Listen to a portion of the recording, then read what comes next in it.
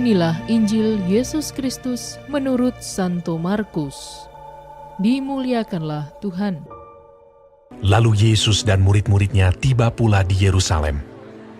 Ketika Yesus berjalan di halaman Bait Allah, datanglah kepadanya imam-imam kepala, ahli-ahli Taurat dan tua-tua, dan bertanya kepadanya, "Dengan kuasa manakah engkau melakukan hal-hal itu?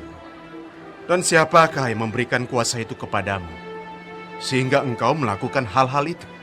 Jawab Yesus kepada mereka, Aku akan mengajukan satu pertanyaan kepadamu. Berikanlah aku jawabnya, maka aku akan mengatakan kepadamu dengan kuasa manakah aku melakukan hal-hal itu.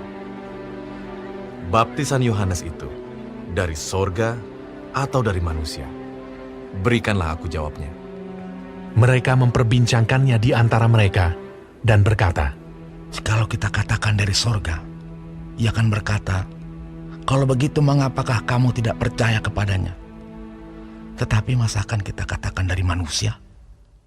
sebab mereka takut kepada orang banyak, karena semua orang menganggap bahwa Yohanes betul-betul seorang nabi. Lalu mereka menjawab Yesus. "Kami tidak tahu."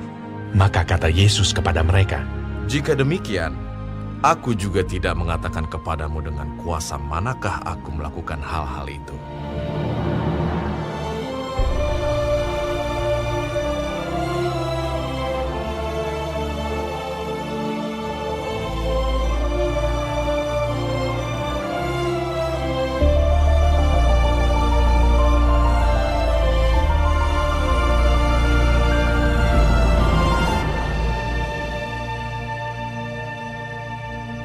Demikianlah Injil Tuhan.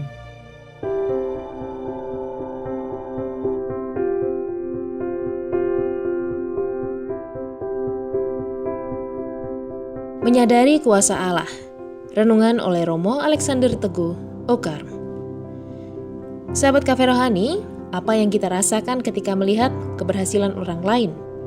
Marah, kecewa, iri hati, atau mungkin merasa direndahkan? Mampukah kita turut bergembira melihat keberhasilan pesaing atau orang yang kita benci? Atau kita lebih suka melihat pesaing atau orang yang kita benci mengalami penderitaan dan kegagalan? Kalau kita masih merasa iri, dengki, marah, dan kecewa ketika melihat keberhasilan orang lain, kita menjadi seperti ahli-ahli Taurat dan imam-imam kepala di zaman Yesus. Mereka iri melihat hal-hal baik yang sudah dikerjakan oleh Yesus. Injil hari ini menampilkan ahli-ahli Taurat, imam-imam kepala dan tua-tua yang mempertanyakan dari mana asal kuasa Yesus. Sikap ini berbeda dengan banyak orang yang hormat dan kagum karena diselamatkan oleh kuasa Yesus.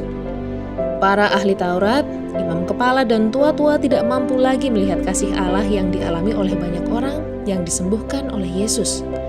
Mungkin juga mereka takut kalah saing dengan Yesus yang semakin hari semakin terkenal dan dikagumi banyak orang. Yesus pun pada akhirnya membuka pikiran mereka dengan mengajukan pertanyaan tentang kuasa Yohanes Pembaptis. Mereka pun tidak mampu menjawabnya. Meskipun demikian, mereka tidak mau berubah dan bahkan semakin membenci Yesus. Mereka memilih untuk menolak kasih Allah yang ditawarkan kepada mereka. Sahabat Cafe Rohani, setiap orang punya kesempatan untuk berbuat kebaikan dan menyalurkan kasih Allah dalam hidup mereka. Bahkan ada pula yang dianugerahi talenta atau kuasa tertentu demi kebaikan dan keselamatan orang lain. Tidak perlu menjadi nyinyir dan iri seperti ahli Taurat dan imam-imam kepala. Cukup kita memanfaatkan kesempatan untuk menjadi penyalur kebaikan dan rahmat Allah. Kehadiran kita hendaknya mencerminkan pancaran kasih Allah. Jangan sampai tindakan kita justru menghalangi orang lain untuk merasakan kasih Allah. Kita pun perlu introspeksi. Apakah kasih Allah benar-benar hidup dalam batin kita? Selamat menikmati menu hari ini.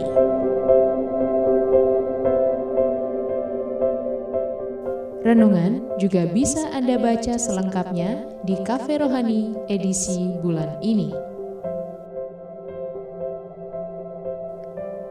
Dengarkan juga renungan ini di radio.karmelindomedia.com.